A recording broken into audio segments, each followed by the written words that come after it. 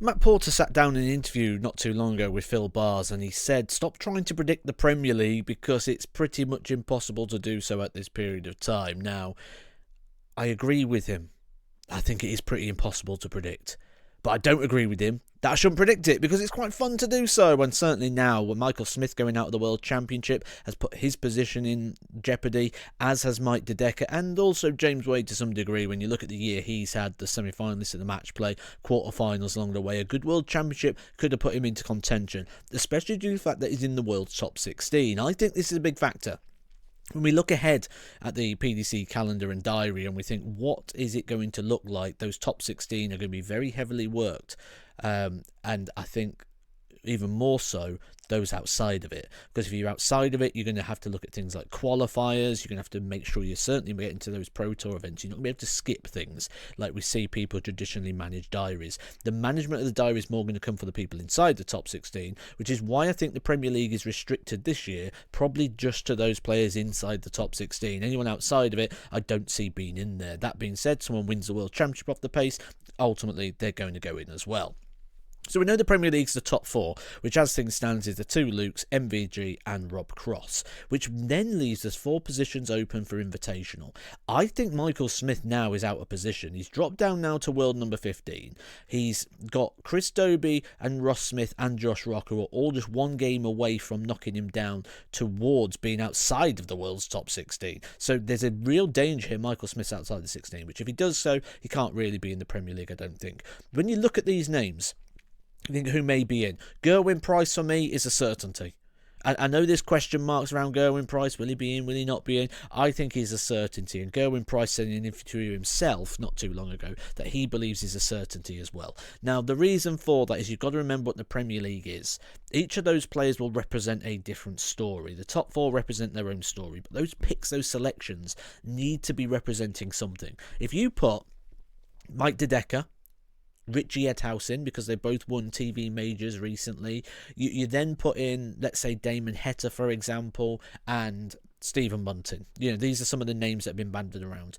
The issue you've got is one, familiarity, and two, what does that player represent? Mike Dedeker would go in representing an underdog. Richie Edhouse would go in representing an underdog. So when they two play each other, what's the story there?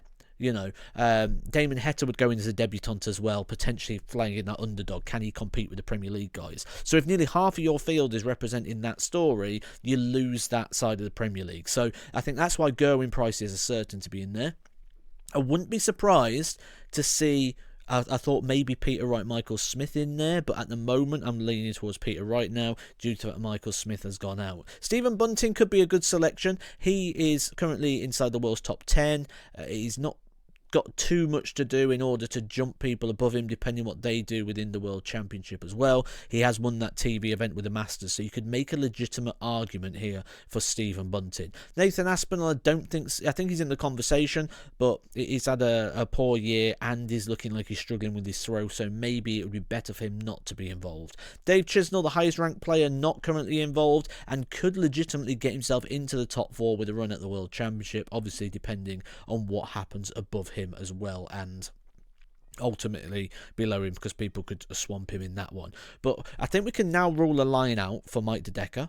When we look at Mike Dedeker, he's had a journey here with the PDC for over 10 years. He's had a good few months, but I think he needed a World Championship to back that up. That being said, we've never had a winner of a Sky TV major not make the Premier League, so that would be interesting as well to see if Mike Dedeker would be the first player on that list. So, in regards to picking and selecting now, I think it's got trickier than ever. It was tricky before when Matt Porter put the interview out and said it was hard to select, and I'm asking you guys, what do you think? Let me know down in the comments section where the Premier League's going to go. But as far as I'm going with the Premier League, this is going to be, as things stand, my current selection for the Premier League. I'm going with Luke Humphries, Luke Littler, Van Gerwen and Cross, because I think even if one of those come out the top four, I think they're going to be involved. Gerwyn Price, I think, holds his place within the Premier League. Stephen Bunting, I think, makes a return to the Premier League. Not only is he had a decent year in regards to the results, but also a very popular figure. He suits what the Premier League stands for.